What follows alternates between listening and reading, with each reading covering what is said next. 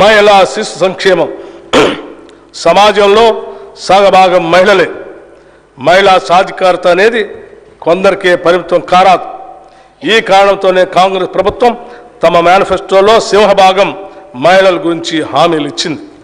తెలంగాణ ఆడబిడ్డలను మహాలక్ష్ములను చేయాలనే ఆలోచనతోనే మహిళలకు ఉచిత బస్సు ప్రయాణం పథకాన్ని డిసెంబర్ 9న ప్రారంభించుకున్నాం. ఇందిరా కాంతి పథకం ద్వారా మహిళా స్వయం సహాయ సంఘాలని పెద్ద ఎత్తున ప్రోత్సహిస్తాం.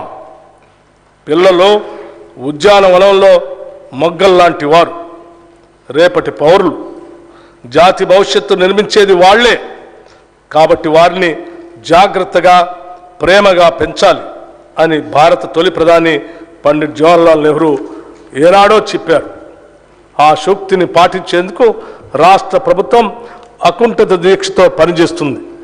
పాఠశాల విద్యపై మా ప్రభుత్వం ఎక్కువ శ్రద్ధ చూపాలని నిర్ణయించింది. అవసరమైన నిధులు అందుబాటులో ఉంచడమే కాకుండా అన్ని స్కూళ్లలో డిజిటల్ క్లాస్ రూమ్లను ఏర్పాటు చేయాలని నిర్ణయించాం.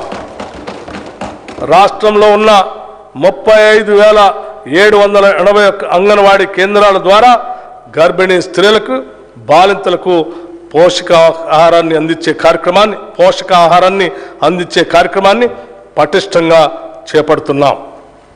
విద్యారంగం తెలంగాణ రాష్ట్రాన్ని ఎడ్యుకేషన్ హబ్గా తయారు చేయాలనేది రాష్ట్ర ప్రభుత్వ సంకల్పం. అంతేకాదు పేదవారు సైతం ఉన్నత విద్యను అందుకునే విధంగా ఫీజు రియంబర్స్మెంట్ విధానాన్ని తీసుకొచ్చింది కాంగ్రెస్ ప్రభుత్వమే.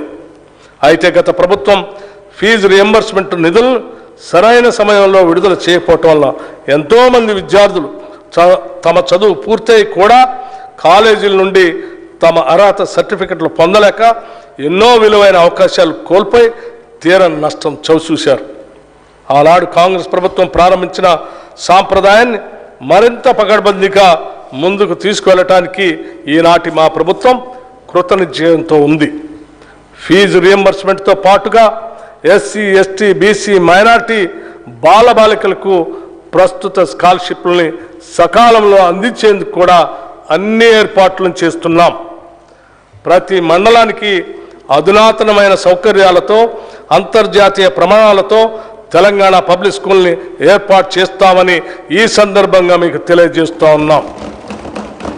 కళాశాల స్థాయిలో ఉద్యోగానికి అవసరమైన మేరకు కోర్సులు ప్రవేశపెట్టి పోటీ ప్రపంచంలో తెలంగాణ విద్యార్థులు నెగ్గుకు రాగల సమర్థతను సమకూరుస్తాం. ఉన్నత విద్యా మండలిని పూర్తిగా ప్రక్షాళన చేసి ఉన్నత విద్యలో ప్రమాణాలని మెరుగుపరుస్తాం.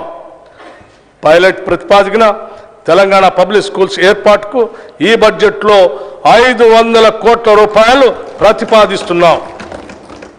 రాష్ట్రంలో సాంకేతిక విద్యను మరింత పటిష్టంగా మరియు పారిశ్రామిక అవసరాలకు అనుగుణంగా సమాయత్తం చేయడానికి మన రాష్ట్రంలోని 65 ఐటీఐల్ని ప్రైవేటు సంస్థల భాగస్వామ్యంతో ఒక బృహత్తర ప్రణాళిక అమలుపరచబోతూ ఉన్నాం.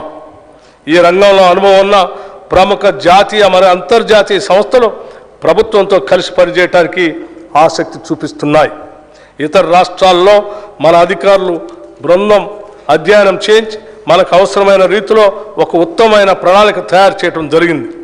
దీనిలో భాగంగా రాష్ట్రంలోని అన్ని ప్రభుత్వ ఐటీఐలకి కొత్త సాంకేతిక పరికరాలు అందించడం, వాటిని ఉపయోగించుకునేందుకు అవసరమైన శిక్షణను కొత్త కోర్సుల రూపంలో అందిస్తాం. ఈ ఐటీఐల్లో అదనంగా సీట్లు పెంచి ఎక్కువ మంది విద్యార్థులకి శిక్షణ అందిస్తాం. ఇక్కడ శిక్షణ పొందిన విద్యార్థులకి 100% ఉద్యోగాలు పొందేలాగా ప్రణాళిక ఉంటుంది.